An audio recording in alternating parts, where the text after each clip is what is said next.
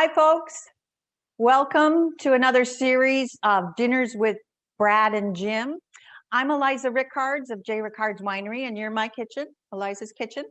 And we're going to be having a lovely pairing today with our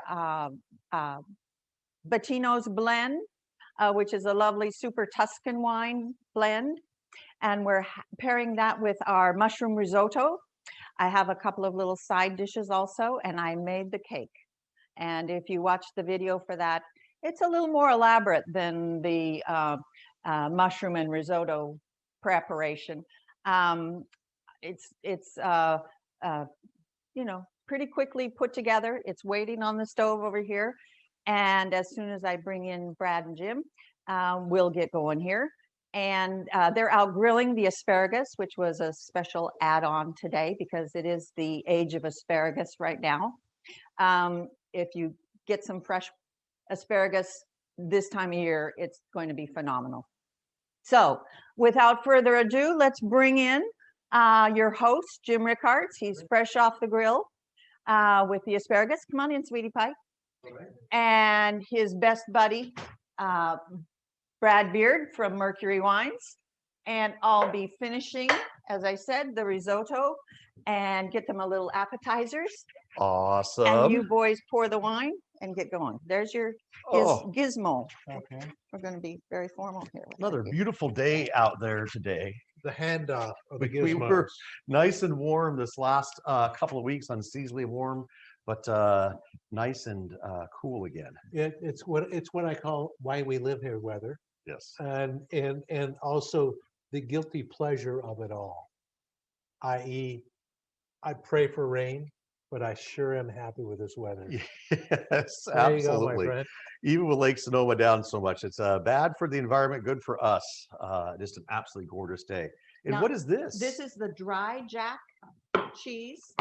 It's from Vella. It's a local producer. And also I made a little burrata on crostini with olive oil. Oh, wait. Don't touch it. Don't touch it. No. You forgot the chives. Oh, got to have some chives on the top. Absolutely. Always. Oh, didn't that look perfect? Good. And so there we go. Much nicer. There so a white aged cheddar was the main pairing that you were thinking was going to be going really nicely with. Well, we went with the dry jack. Oh, it's a dry jack. I'm sorry about that. Okay. It's all right. Thank you. It is a dry jack. Yeah, absolutely. Get in there and see what dry jack is all about. Yeah. Oh, that is a dry jack. Mm. It takes a moment for it to sort of. Remember, you gotta taste the wine, taste the food, taste the combination. I went backwards. I know you did. I was hungry out there watching you grill all those asparagus, so we had to see what was going on. That's lovely wine. You notice that the violets and the aromatics, just gorgeous. And so this is mainly Sangiovese. Sangiovese to me is a nice fruity grape, but by adding in some other things in here, we've added some structure. And is the Sangiovese bringing us the violets, or is that maybe part of the cab, or is that which one's bringing that out? I think it's the Sangio myself. I do too. I think the Sangiovese with that nice intense cherry running around it. Oh, we missed Zoom rules? Oh, we can do that. No problem at all. All right. Welcome, everybody. Everybody's on Zoom. Right now, we have you guys, you're muted. If you have any questions, we've got the chat that you can ask questions in. And if you look down below, if you have a question that you want to ask us directly, we'll be stopping from time to time to see if there's any questions. Right. And we got Jude on the question department. We have JJ on the technical.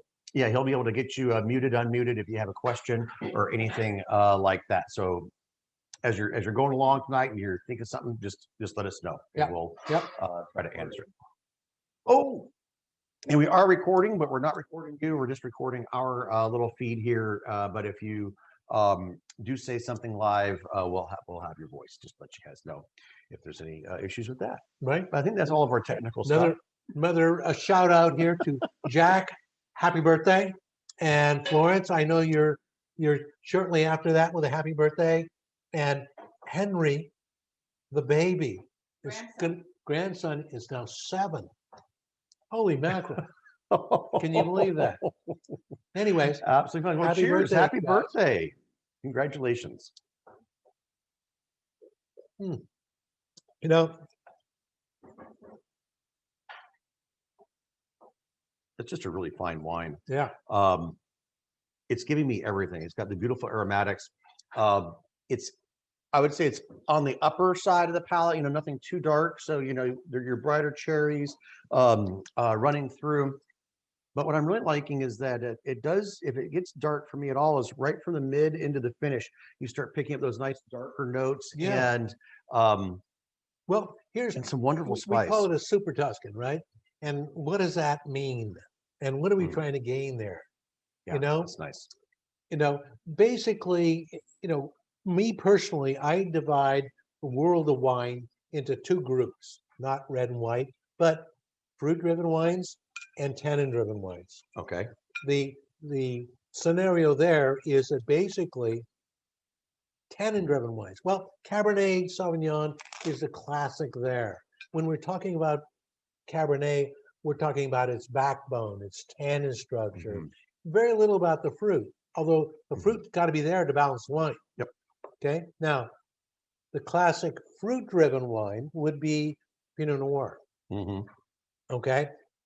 For the same reasons. When we talk about Pinot Noir, we're talking about this wonderful fruit flavors that it brings to the palate, and so forth. But what balances a fruit-driven wine is not tannin; it's acidity. Yes, 100%. Correct. But that can't just be acid. It's got to taste like something. Yes. Sauvignon Blanc, you got those citrus characteristics. Pinot Noir, you got those strawberry. Yeah, the Russian River strawberries, maybe the earthy strawberry cherry from Cherries, Mendo. yeah, red cherries, that kind of stuff. Yeah. But it's got to finish with a nice acidity that's pleasant. Okay, so what we've done here, I think, with this Super Tuscan, is we've taken the best of both worlds. And why is it called Bettino's blend? Bettino, what's we love? Ricasoli is the guy that's credited initially with putting these blends together in the 1890s. Most folks think of it as a modern, we're going to get you thing. Well, they started doing this a long time ago, and he was kind of a rebel, as I understand it. Typically in Chianti, where they were doing this, Tuscany, it was traditional to add about 20% white wine to their blend.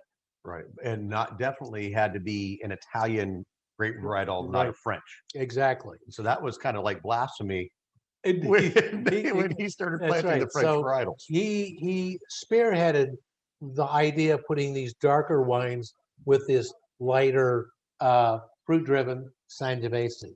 And typically high acid, right? Yeah. So they're a higher acid fruit-driven Right. wine. And what it does with this wine, it just adds this beautiful mid-palate and finish to it, I think. It does, and then the cheese really accentuates it quite nicely as well. That and actually, I'm going to have to get this. I have to get this cheese. This is a fantastic hard jack cheese. It brings a nice earthiness to the palate, but it really blends nicely with the fruit. So I'm going to say it's an absolutely perfect pairing. And when we're talking about the pairings, it's the acid in the wine, acid in the food. Is it balancing the fruit that's in the wine? And then, of course, you have the oak tannins as well, which also helps kind of balance your palate. But that's an excellent pairing. Question. Well, Where is it from? okay. Basically, this is a combination of, let's see, I think it's like, let's give it between me, 60% Sangiovese. That came from the Poly Ranch. Al dente risotto waits for no one. Okay. For no man. So we're ready to go. Enjoy your toasties. Perfect. Yes. Yep. We'll get that up. And So we have some- Eliza took a step up, by the way, made this wonderful prosciutto with Oh. with the um like the burrata, burrata. the soft, real soft, like a soft parts mozzarella. of burrata. Yeah. Anyway, so the deal there is Polly Ranch has got some beautiful bottomland up in Mendocino County, Potter Valley, actually. Oh, out in Potter Valley. Okay. Yep. It's a really interesting area that grows a lot of varietals that you wouldn't think could grow well, cool varieties, Mm-hmm. you know, Pinot Noir, and Sauv Blanc and so forth. They do a wonderful job with Sanjo. The real key here is to find a component, the a Bordeaux component that is rapey, Right. good and ripe. It's got to be really over the top. Yeah, because with that higher acid, there's fruit there, but it's not a luscious fruit at all. But so the Bordeaux's are really kind of adding the plushness, a little richness and character Correct. to it. And so, and then in Italy, you know, they're adding the white wine to sort of round out that. Plus a lot of other Italian grapes. You know, sometimes up to 6 or 7 different grape varietals can go into a classic Chianti, but they all have to be has to be 70 or 80% Sangiovese, and then everything else is has to be an Italian grape varietal that they've approved over there. But I think I think it's the Sangiovese to me. I've loved it on its own. I love Chiantis. The Brunellos are those big, intense ones. Big bombs. Yeah, and they're always 100%. And oh boy, that's not waiting for anybody, is it? But 100%. You know, it takes them 4 years in the barrel, get those acids to drop, so you can actually get some of those Thank you, my flavors. dear. You're very welcome. Beautiful It's presentation. probably going to need a little salt and pepper. A little ground pepper. Sure, we're getting the The we're fancy getting the fancy restaurant. First off I the don't bat. have one that's this big though. Question, Eliza, if somebody wanted to add a dried pork cheese to the risotto, what ratio would you use to dried pork cheese? I would just put enough water on them to soften them up a bit before you put them in the mix directly. Save that gorgeous juice that you soften them with. Just dump it in. Add it. Yep. Yeah. Great question, Nancy. Yeah. Thanks. Anyways, getting back to the how we made it. Okay, now the ripe component comes from someplace else that's really gets them ripe, and that would be Dry Creek, the northern Dry Creek Valley. There you go. Much warmer, about 5 degrees warmer on a good day. On a good day, yeah, yeah, it's way hot, but it came from a vineyard that's farmed by Alan Papiano, and in the northern part of the valley, west-facing slope, and of the valley really knocks them dead as far as ripeness goes. So as I'm putting it together in my head, so you have the Sangiovese that has the higher acid, and now you have a really ripe Merlot, which has probably dropped the acid a little bit. So now you're trying to, you're pulling the balance Yeah, together. and this is the same combination we did before. Remember when we made it before, and we did with a cab from Dry Creek, ripey cab, right? And so it was like, oh man, we got to do this again. It was so good. I'm gonna have to dig in. I'm sure everybody's ready for. Well, no, I've got to. All right, let me taste. Let me taste. Let me do it properly. We'll taste first. did I cheat you? Taste the wine. No, there we go. No, I was just extra thirsty today. I think. I don't know. No, I get everything you're saying. That elevated Sangiovese is up on top, and it's that Merlot and Cabernet that are kind of bringing those nice darker flavors in there. Oh my gosh, and big chunks of mushrooms. Cheese looks fantastic. This is the easiest stuff you've ever seen to make in the world. Believe me. Oh, the cheese, the mushrooms, absolutely delicious. This is Asiago cheese. Okay. Yep. I prefer love it. Asiago. Actually, some perfectly good asparagus. Good job, my friend. Why, thank you. We, Oh, we, man. we have a cheater with that too. Is we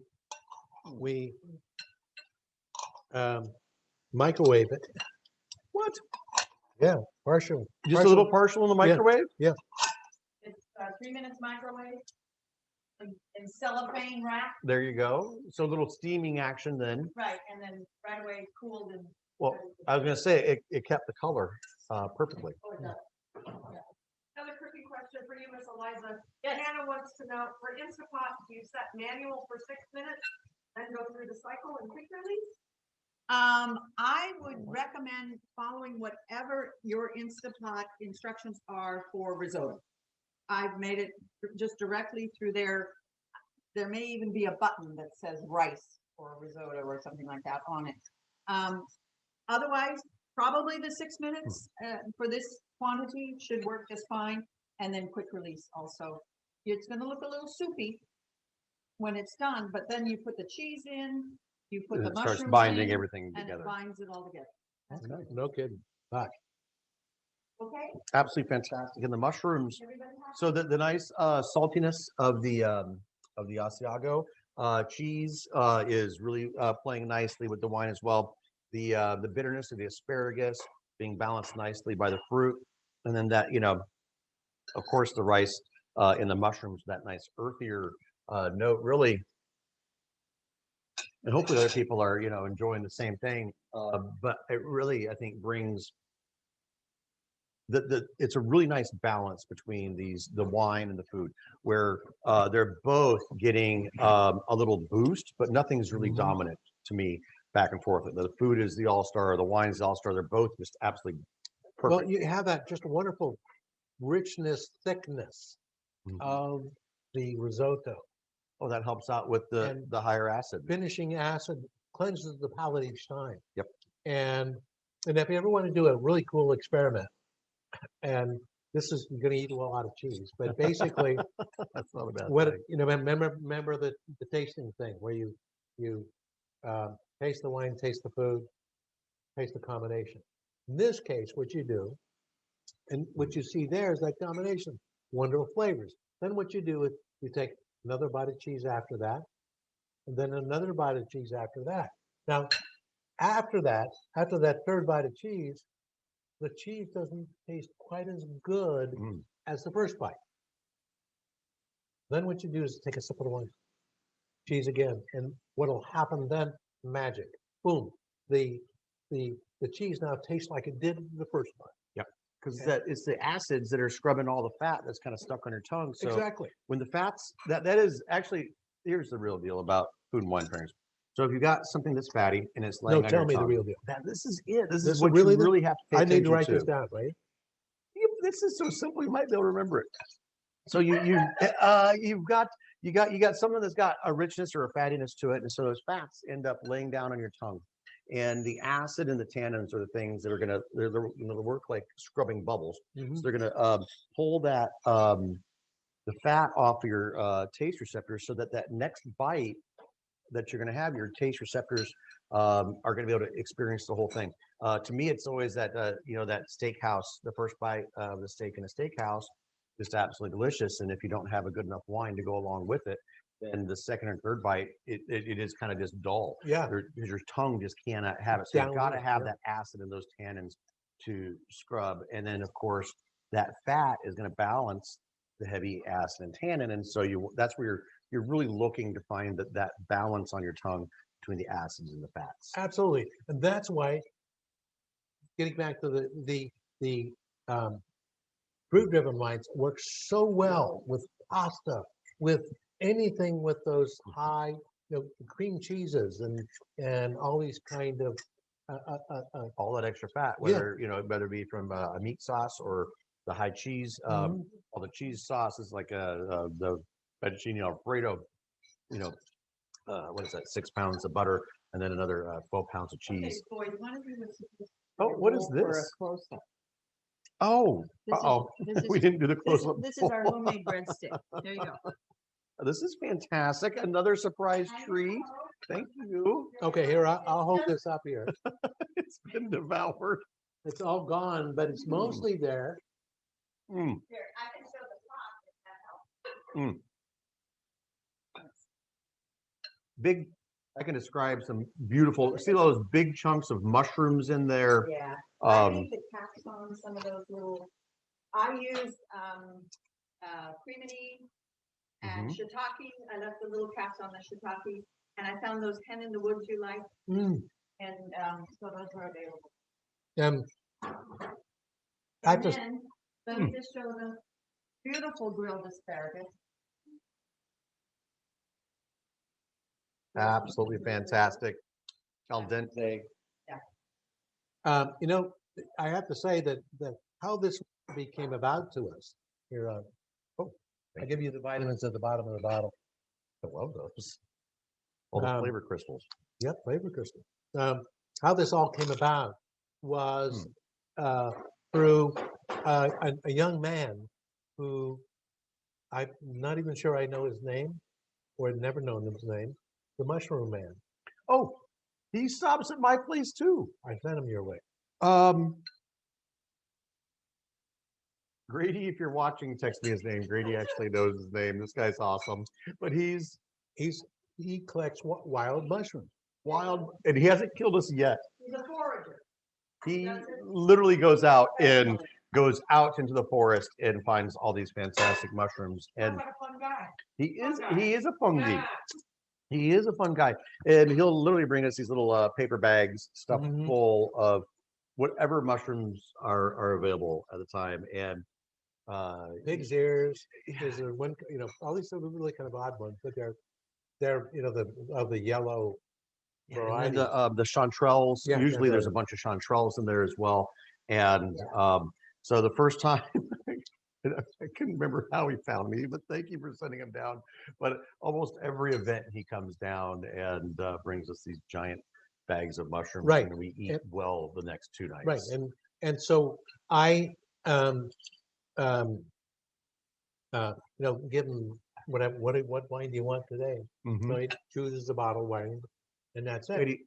always picks a bottle of wine. Yeah. So we both make out a really Mhm. good deal there. No, So then you started using his mushrooms for the risotto. that's why it's called the wild mushroom risotto. Is because Truly wild. Yeah. Mhm. That's I had fantastic. to, say that out because, that was how they originally, Eliza put that, was challenged with putting it all together and Mhm. making it right. And, gosh, she just knocks it out of the ballpark. It's absolutely delicious. And we've got the little bit crostinis, we got the little extra bread. To me, this is a perfect meal, especially with the asparagus. Kind of hits it on all cylinders. Goes great with the wine. Mhm. This is nice. I didn't do the salad, but I am doing dessert. Yep. Oh, Surprise. We're gonna have some dessert. Now that dessert, is it a orange? Almond and olive oil. Okay, we've got a fancy dessert coming. Sugar, orange. Yeah, it's tree season out here, orange season. But absolutely, and cooked perfectly. Just wanted to Oh, let you know, absolutely cooked perfectly. The rice is perfectly tender. Just a little resistance to it. It's just cooked Yeah. absolutely nice. pressure cooker, Instant Pot. It is so easy. It's like, you set the thing on 20 and then you're sauteing your mushrooms, and within half an hour you have this wonderful risotto. I'm gonna have to get one of these things I've been resisting. I've heard how fantastic they are. I'm gonna have to look You into just the go up and Instant get your mother's pressure cooker, okay? Pot. That's the old-fashioned one. Yeah, that's what Eliza did, huh? Her mother's.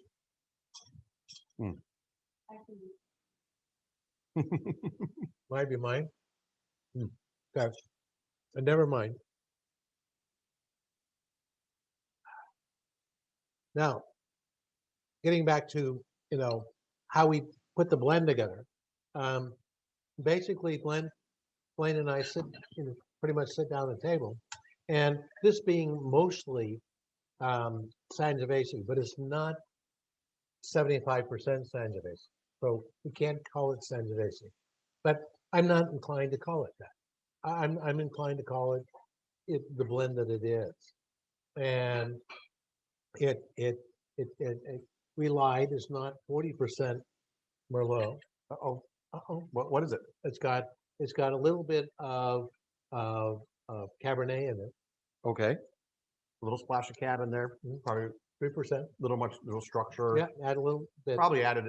added something to the finish. I'm guessing. Maybe even elevated the aromatics up in front. Maybe. But you know, it's just wound up to be just a wonderful wine. It's a perfect drinker. The other thing that I really like about it is, well, it's a great wine on its own. And sometimes the Chiantis or a high Sangiovese, because of all that high acid, isn't really a fun wine to drink on its own. But we were enjoying this while we were out there grilling, and I found it to be just a perfect wine before dinner as well. Just easy on the palate, great, easy drinking. Doesn't have to be paired with food. Just a great, easy drinking red that tickles my brain enough, but after my first couple of sips, I don't have to worry about it. I can just enjoy the wine because it's great. So, by the way, Cheers on our second batch of dinner with Brad. Yes, thank you guys, and cheers to you guys. Cheers. Yay. Thank you guys for supporting us and, I see you out there. I can see you. We do have a great monitor, so we can see if you guys are paying attention or not. But this is just absolutely fantastic, and thank you guys so much for participating and selling us out. A hand up over there. Oh, we've got a question. We have Benji wants to know what's the process to decide how much cab versus how much Merlot to add. Oh, that's a toughie. Maybe because that's what we had left over. No, I think the Merlot is probably your driver. For me personally, if I was thinking about this wine and why you put it together this way, the Merlot is there to make sure that the Sangiovese is not edgy, and so that's where I would be with the Merlot, and then the Cabernet would be just to finish everything up and make sure that that was okay. Well, here's how when we put it together. I remember that basically.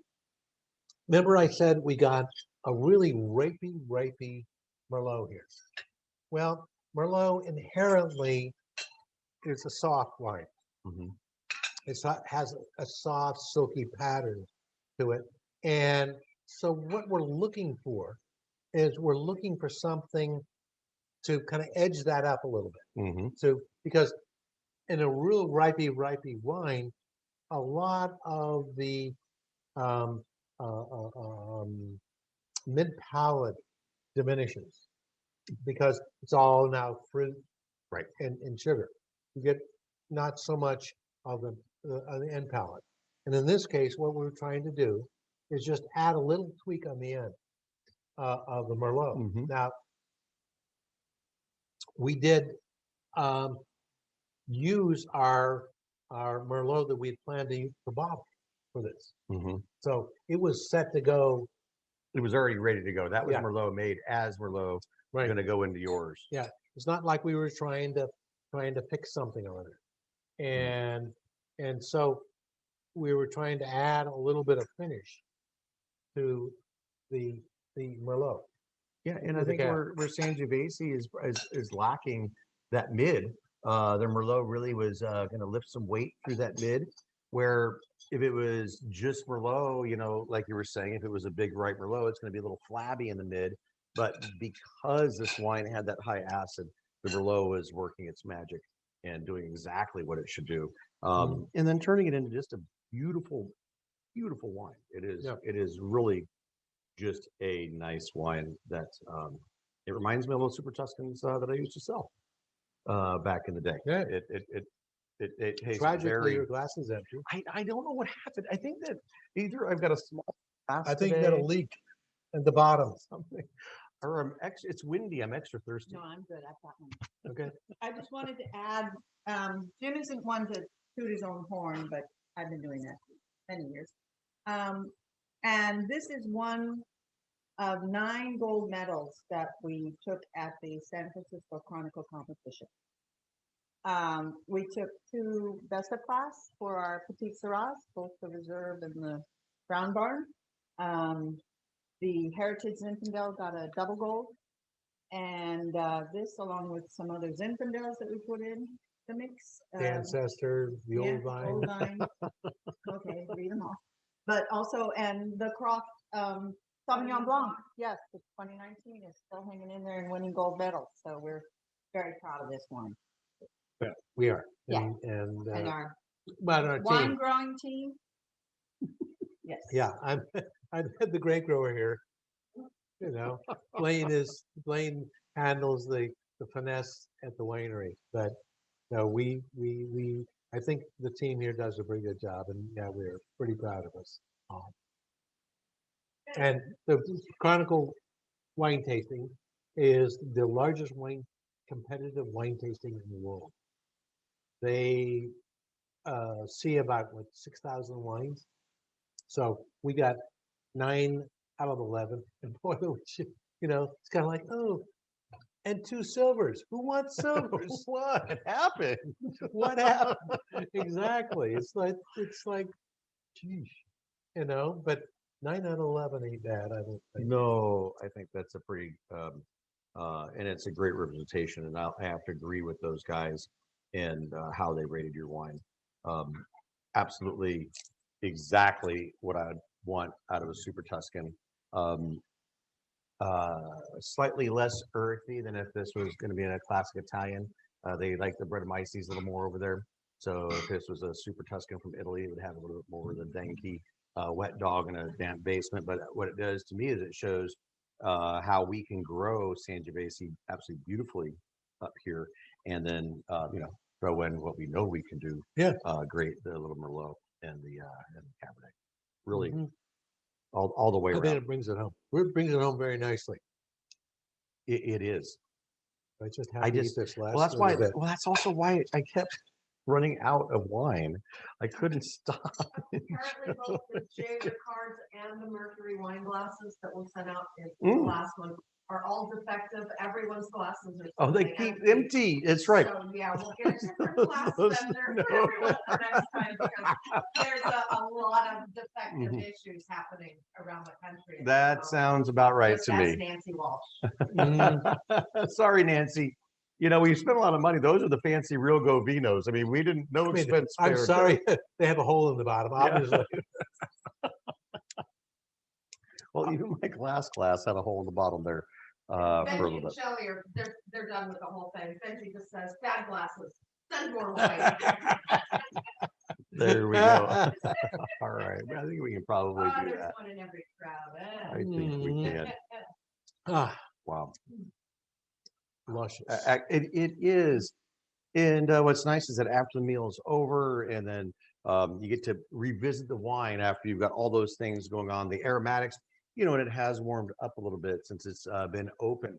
And I was just noticing that, and if anybody out there still has some wine left,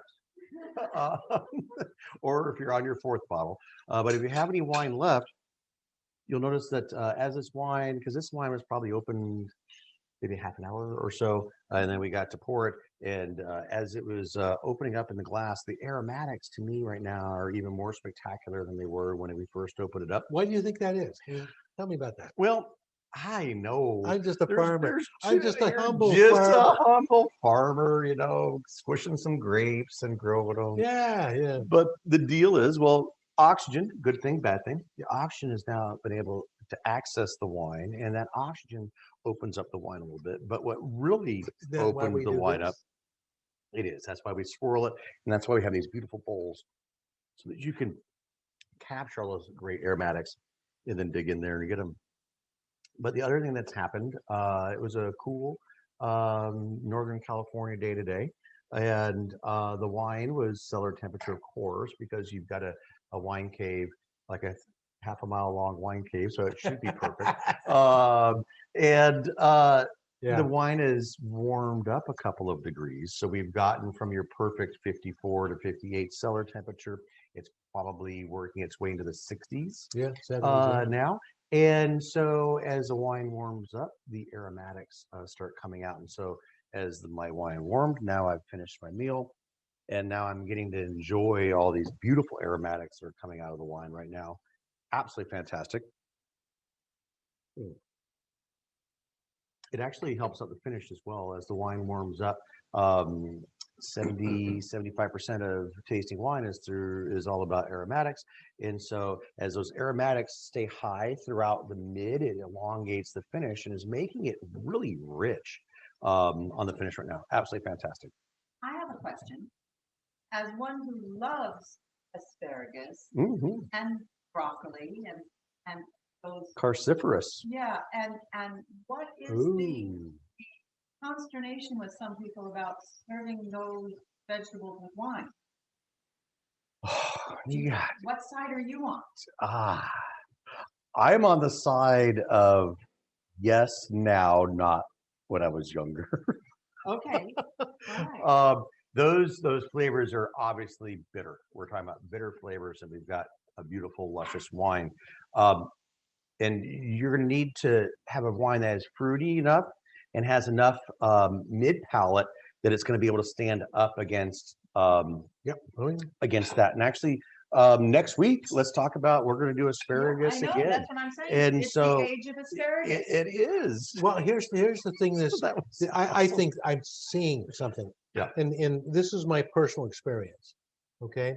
I have an affliction, and Thank that you. affliction is I'm a super taster. Mm-hmm. Okay. Do you know what a super taster is? Well, it doesn't mean that I have better tasting ability. Oh, yes, it does. What it means is that, besides being better than you, that is, of course, but what it means is that I'm sensitive to certain chemicals, and those chemicals come in the cruciferous family. I find that certain like Brussels sprouts are very bitter to me. Super tasters have a high intensity toward bitterness, being able to taste the bitterness around. That is correct. 100%. Okay, so I have this affliction, and you'll notice that our wines tend to go less on the bitter component side. Mm-hmm. I'm fortunate that where I grow grapes, we're on the east-facing slope, and we get more of that early morning sun that creates rounded tannins versus the west side of the slope that creates more of those kind of bitter components. And I've always thought that as a grape grower and a winemaker, that I was fortunate that those components, because everyone knows me around here. I don't like beers. I don't like IPAs, anything that with hops in it, because to me, a little bitty hops is like atom bomb. Yes. And when choosing wines and so forth for like asparagus to those kind of things, where there's an inherent little bit of bitterness, my inclination is to go toward this kind of a wine that is lower in that bitter component. So you have kind of a balance of flavors. They're not knocking in the head. Yeah, in the riper fruit component to this wine is also nice to pair with the greenness of the asparagus, or with especially those Brussels sprouts. Yeah. Holy cow, Brussels sprouts! One of the things that as a fellow super taster, and I didn't know. You're coming out of the closet. I know. I hate bragging about my tongue, but it's pretty fancy. It made me crazy as a child. especially with my young taste buds. And then that's also what saved all of humanity, by the way. Jim and I have saved all humanity because most things that are poisonous or bitter, have a high sensitivity to it. And so that's how come we ended up with our super palates. Oh. And There you on go. that note, Bada boom. I'm gonna bring in some sweet. Okay, Are we ready for Let's sweet? do we it. are ready Why for not? sweet. Why not? We've gone through our smoky and our cheesy and our salty and Oh. our mushroomy. Okay, and this Yeah. is Aunt Mabel. We can only have sweet wine with Aunt Mabel's glasses. Well, it's mother's pressure cooker and Aunt Mabel's special little glass. That's, There we that's it. go. Okay, so I'll have to show this first because I have to show off this beautiful stencil. Oh my goodness. that, Look at this. Our terrific tasting room manager, showrunner, dude created for me so that I can do this beautiful cake. Oh, Look at that. Isn't that Oh my What's God. RJ? RJ. I was reading. So I was reading in the. Upside down. In Huh? the back there? No, I was just teasing. He's not friends. Yeah, okay. From this angle, it looks like. Yeah, You yeah, were yeah. saying that the cake was harder to make than the risotto. Exactly it is. That's why I gave you a video of it. That's the real deal. You know, with this expanded kind of concept we're doing, where we're talking about multiple courses, Full dinners, and full meals, you know, everybody, oh yeah, I know how to make a cake, but I can't make risotto. Oh, the risotto is easy, but can't make the cake. And it's going to be a challenge for us in Yes. this series to really come up with the idea that what is going to be instructive, I think. I agree, correct us if we're wrong. I really hope you guys are enjoying those videos. Our little tips and tricks.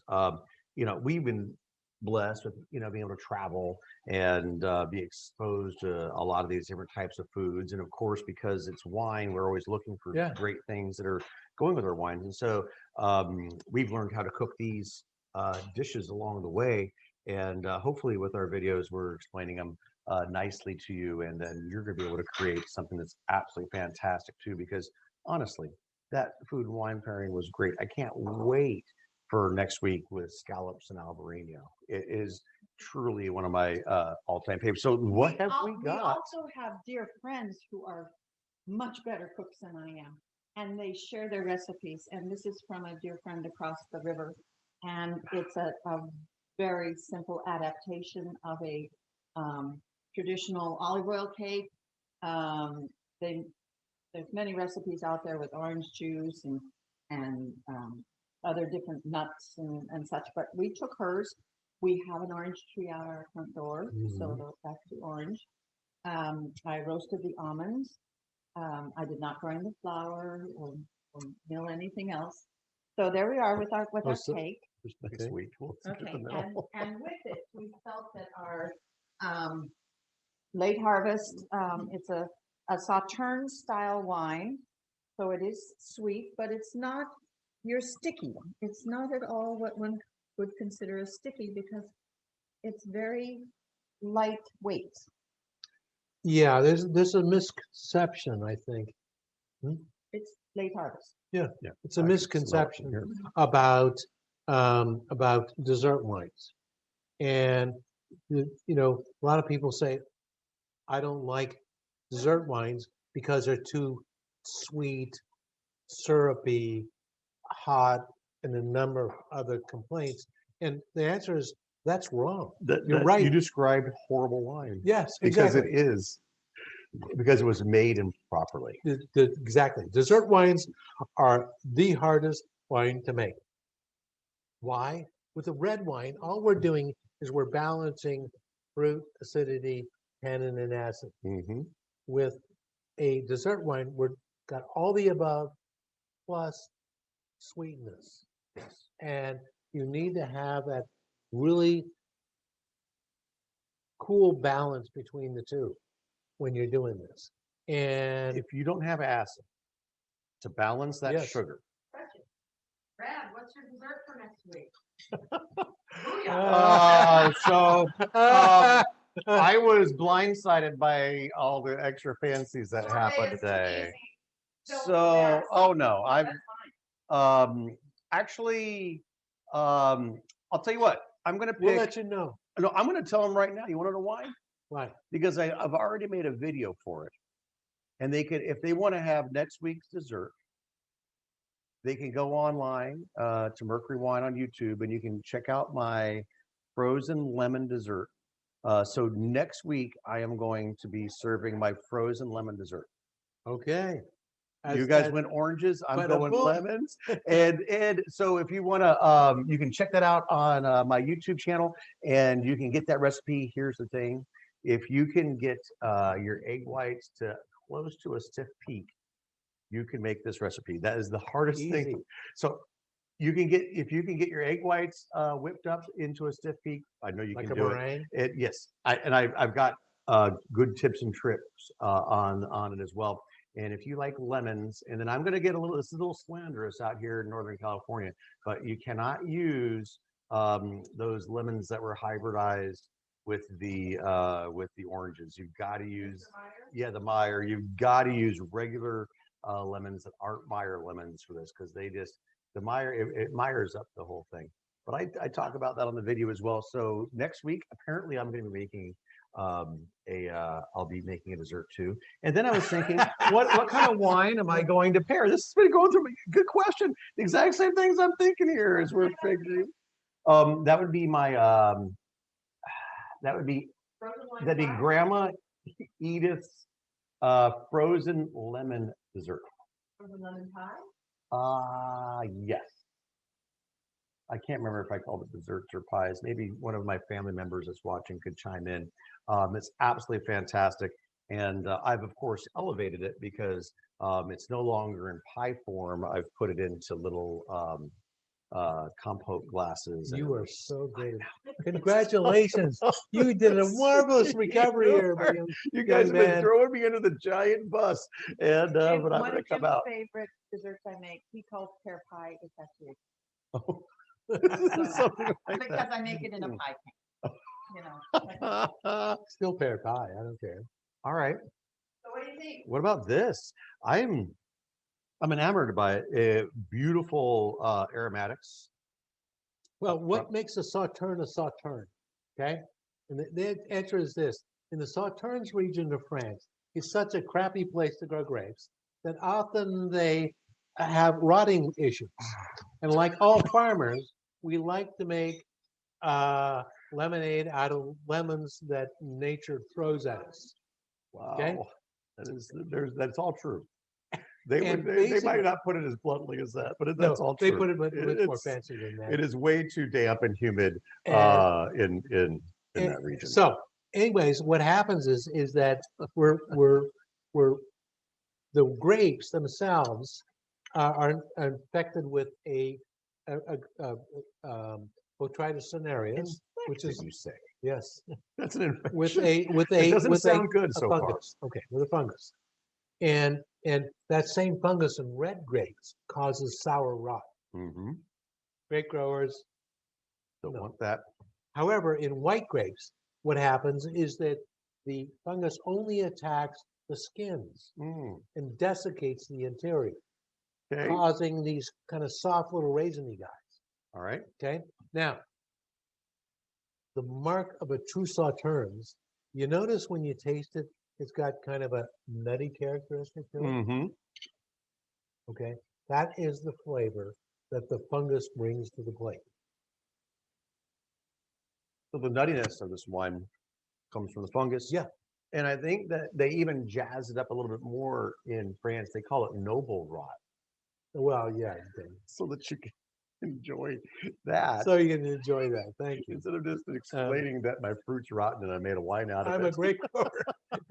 I'm the farmer here, guys. The Germans take it to tremendous levels, and I Oh, won't even try absolutely. to butcher that beautiful language with the Mhm. term offered Laban.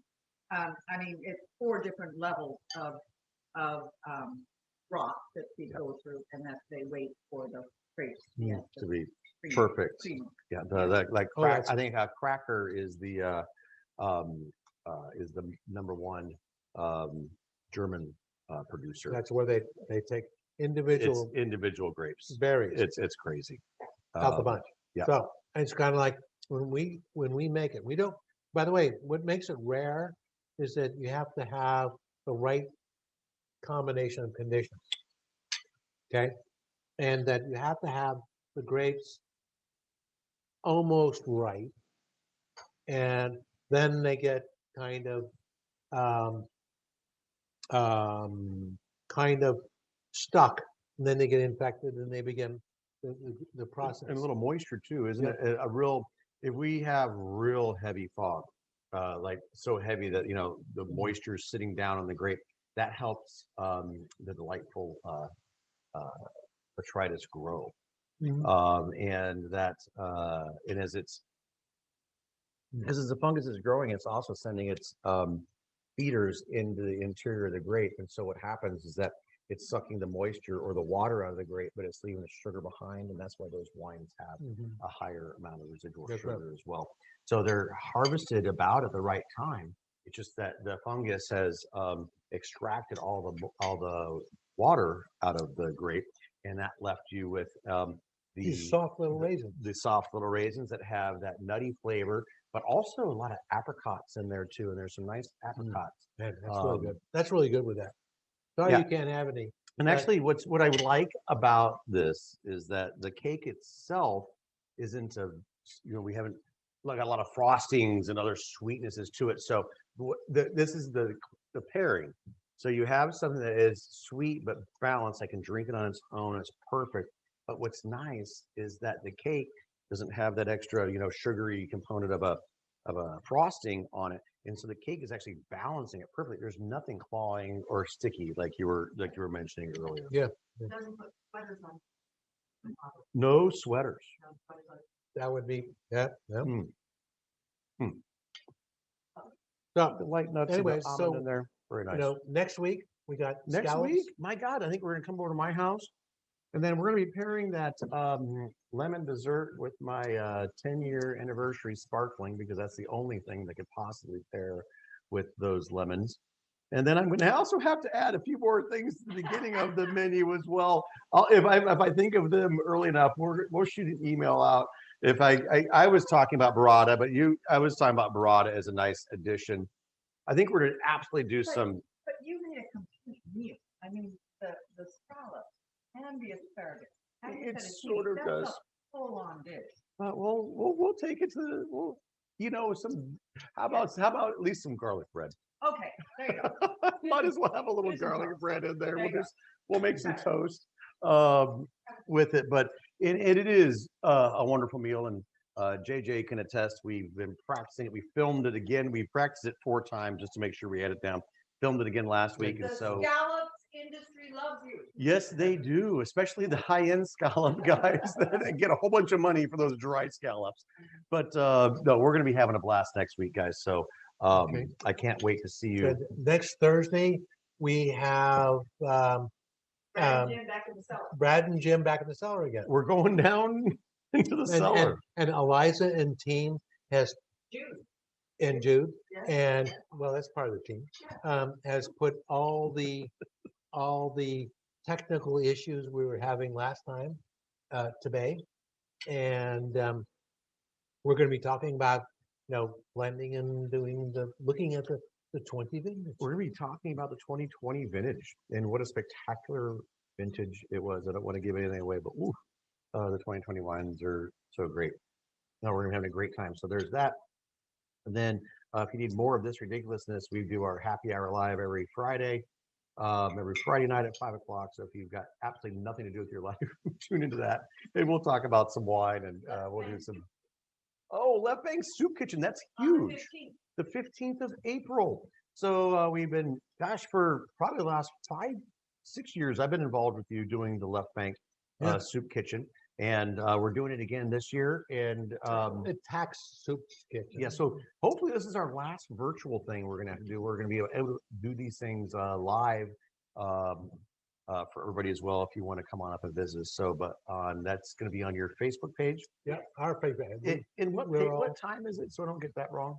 Is that? Like What- 5 o'clock. That's a 5 o'clock one. That's Okay, 5 o'clock. I just wanted to get that right. So Thursdays. those are Thursdays at 5 o'clock. on your Facebook page. Yeah. And it's always a blast because then we really get to, try to create the best dish and outdo the pairing of each of us because the Petrocellis are going to be involved with that. The Kelly and Young folks They're are going so to be competitive. there. And we're all so competitive. It's crazy where the wines seem like it's a secondary competition. The food has to be spectacular. So we're going to be doing it with our simple soups Yep. next week as well. We're not so simple. So And then, the other thing that's really important is because we did this on a Saturday. Today was a Saturday, but the next 3 are on Sundays. oh yes, So just just very important. don't forget that. If you tune in next Saturday at this time, you're not going to find us yet.